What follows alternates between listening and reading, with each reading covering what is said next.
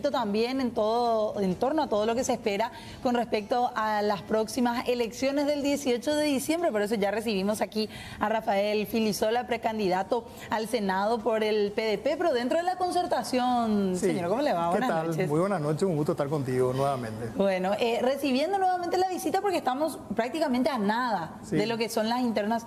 ¿Cómo está ahora el panorama, cree usted? Bueno, a ver, las internas se están desarrollando, los procesos electorales internos se están desarrollando normalmente. Yo creo que el hecho novedoso que marca estas elecciones es que un sector político, que es la concertación, llama a elecciones con padrón abierto. Es decir, en las internas de la concertación, donde se va a elegir a los candidatos a la dupla presidencial de la concertación, van a poder votar, van a poder asistir y van a poder votar y participar todos los que quieran hacer. Cualquier persona con independencia de su partido político. Entonces es un hecho distintivo y creo que es una experiencia muy democrática para el Paraguay. O sea, el hecho de que se abra a una participación tan amplia de un sector político y se dé la opción de que justamente la gente elija, aunque participe de un proceso como este, aunque no pertenezca necesariamente a alguno de los partidos que forman la concertación. Y bueno, y después de eso hay un dinamismo muy grande, porque hay muchas candidaturas. Nosotros vamos con candidatos de la concertación para gobernadores y dentro de la concertación hay varias candidaturas también para el Congreso. Así que un poco la idea es que necesitamos elegir un buen ejecutivo, una buena presidencia, una buena vicepresidencia, pero también necesitamos elegir un buen Congreso. Y en ese punto, ¿qué tiene que tener ese buen Congreso? Bueno, fundamentalmente yo pongo por encima de todo la representatividad. Es decir, fundamentalmente estamos eligiendo representantes, personas que tienen que llevar nuestra voz al Congreso. Para que lleven nuestra voz tienen que ser personas autónomas, es decir, no tienen que depender de alguien que les financia, de algún factor de poder, de algún sector económico. Tienen que ser personas que van a tener la capacidad de representar los intereses de los sectores que necesitan más, de los sectores que no tienen voz justa. Yo creo que eso es lo fundamental. Y también es importante, en el Congreso se hacen acuerdos. O sea, para que uno, al evaluar a un legislador, básicamente tiene que mirar qué es lo que logró. Porque el Congreso tiene una conformación plural, hay personas de diferentes ideas políticas. Entonces, para sacar políticas públicas, para aprobar leyes, para aprobar iniciativas, para aprobar el presupuesto, hay que llegar a grandes acuerdos. Y eso significa una capacidad de diálogo. O sea, los representantes tienen que tener capacidad de diálogo. Negociar incluso con algunos que son en algún momento sus adversarios políticos. Es que se negocia con adversarios. Claro. Se negocia justamente con adversarios y se llega a pactos. Y eso es lo bueno que tiene el Congreso, porque el Poder Ejecutivo es unipersonal. El que gana las elecciones controla al Poder Ejecutivo. Ahí no hay pluralismo. Pero en el Congreso sí hay pluralismo. O sea, en el Congreso hay representación tanto de los que ganaron como de los que perdieron las elecciones. Entonces, el Congreso, por excelencia, es el lugar donde está la representación popular y sobre todo en su más amplio espectro, porque hay distintos sectores y es el lugar donde se produce el debate plural. Por eso es importante elegir personas que verdaderamente van a representar a todos los sectores de la sociedad. Todos esos debates que generan tanta polémica, es bueno que haya polémica. ¿Cómo cuáles, por ejemplo? Todos, los que hacen a la educación, los que hacen a la salud. Digo a la educación porque hoy está muy... es un tema que se debate mucho, ¿verdad? Pero esos temas se tienen que discutir justamente con mucho respeto al que piensa distinto, con mucho respeto a las diferentes sensibilidades, a las diferentes ideas, y a partir de ahí llegar a acuerdos. Y hay una cuestión que me parece muy importante. Muchas veces pensamos que el Paraguay está condenado a repetir sus mismos errores, a no encontrar una respuesta para las demandas ciudadanas, y eso es mentira. Eso es mentira y hemos demostrado que Paraguay tiene un potencial inmenso, pero que lastimosamente no siempre ha estado gobernado por las personas indicadas y no siempre hemos estado representados por las personas indicadas. Yo creo que a mí me gusta pensar que existen soluciones y que tenemos que buscar esas soluciones, que podemos encontrar esas soluciones, pero sobre todo que podemos llegar a acuerdos amplios con los diferentes sectores no solamente políticos, también organizaciones sociales que representan a distintos sectores de la sociedad y poder implementar esos acuerdos y finalmente lograr mejorar la calidad de vida de la gente. Eso es lo que necesitamos. Vemos, Rafael, algunos puntos centrales en los cuales se basan incluso emprendedurismo, educación y otros aspectos más, incluso mencionan seguridad. ¿Cuáles van a ser algunos de los primeros aspectos a trabajar en caso de que usted llegue allí a ocupar un lugar en el Senado? Bueno, para mí un tema central en este momento, voy a hablar de dos grandes líneas de acción. El problema central es la seguridad.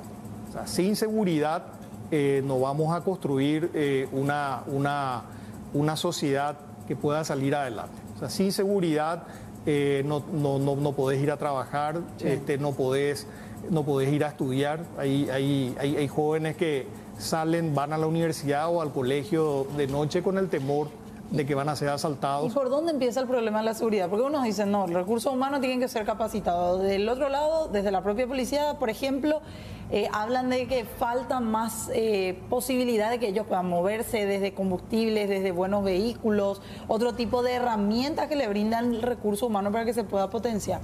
Son varias cosas.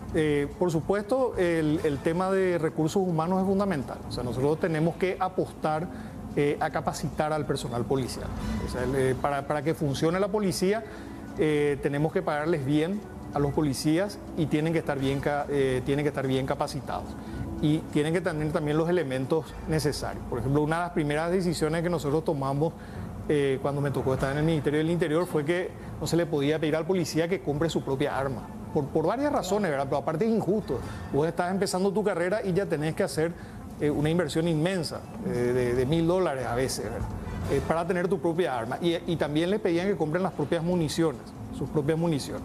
Entonces nosotros, por ejemplo, empezamos por primera vez en la historia, empezamos a entregar armas reglamentarias a todo el personal que se iba incorporando.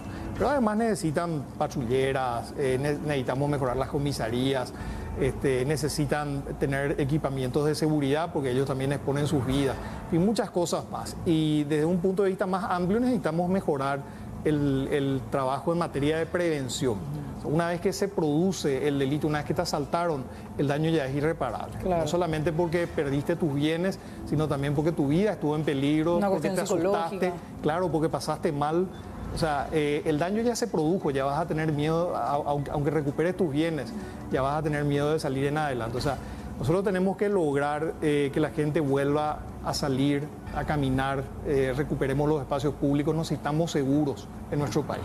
¿Hay un proyecto de reforma de la Policía Nacional? Hay un proyecto que se está estudiando. ¿Hay que ajustar más? Yo creo que tiene aspectos positivos. ¿Cómo cuáles? Tiene aspectos positivos en cuanto a, por ejemplo, apuntan mucho a un sistema de méritos para escalar posiciones. También mejora los controles del poder civil sobre la policía, lo cual es importante. Pero creo que hace falta ajustar mejor el proyecto. Yo dejaría ya para un nuevo gobierno, porque también no es solamente que la ley esté bien hecha, sino también la ley se tiene que implementar después. Entonces, yo creo que se tendrían que hacer algunos ajustes y mejorar un poco el texto. Y el segundo gran desafío que tenemos es el aspecto social, que empieza por el trabajo. Claro. O sea, si nosotros no somos, somos una sociedad que produce alimentos, pero que es próspera en materia económica en determinados sectores, ¿verdad? Producción de carne, exportación de soja, en fin. Pero sin embargo ese modelo económico que es exitoso para un sector de la sociedad, ese bienestar no llega a toda la sociedad. Tenemos una alta tasa de desempleo, tenemos una alta tasa de pobreza y la forma de enfrentar la pobreza es generando fuentes de trabajo y generando fuentes de trabajo en el sector privado. Con esos sectores minoritarios, por así decirlo, claro, menos favorecidos, el campesinado podría ser. Claro, sí, tenemos pobreza rural sobre todo, que además es un contrasentido, porque uno de repente mira personas que están en situación de pobreza, pero sin embargo podrían ser prósperas porque de repente tienen tierras y con un poco de ayuda crediticia, de asesoramiento técnico, con mercados, ellos podrían cultivar y podrían abastecer a sus comunidades y podrían prosperar económicamente. O, por ejemplo, si miramos, por ejemplo, Paraguay es un país de emprendedores. O sea, Sí. ¿Cuántos negocios quebraron, se perdieron durante la pandemia? Y sin embargo, ¿cuántos de esos negocios podemos recuperar si hay líneas de crédito, por ejemplo, para los pequeños emprendedores? Un pequeño emprendedor que abre un pequeño comercio en su barrio, por ejemplo, si le va bien, va a necesitar contratar a una persona más. Claro. Si nosotros podemos ayudar, qué sé yo, a 5.000, 10.000, 20.000 pequeños emprendedores, eso multiplicamos por sus familias, por la cantidad de familiares a los que ellos Impactan asisten. otra vez. Claro, y si además multiplicamos por la gente que ellos pueden contratar, el impacto es inmenso. Y no estamos hablando de cifras a las cuales el Paraguay no puede llegar, y no estamos hablando tampoco de regalar dinero, sino estamos hablando de préstamos a buenas tasas y quizás un poco de asistencia técnica y un plazo de espera para que esos negocios puedan funcionar. O sea, hay mucho que podemos hacer, hay soluciones para los problemas que tiene el país. Bueno, y el Congreso tiene que ser el lugar donde este debate se lleve adelante. Claro. Rafael, antes de cerrar nada más, porque nos quedamos sin tiempo, ¿algo más que le podamos decir a la ciudadanía, esa que está expectante o aquella que de repente no tiene tantas ganas de ir a votar el próximo 18? Para mí es importante participar. O sea, puede haber gente que dice, no, todos son iguales, nada va a cambiar. Claro.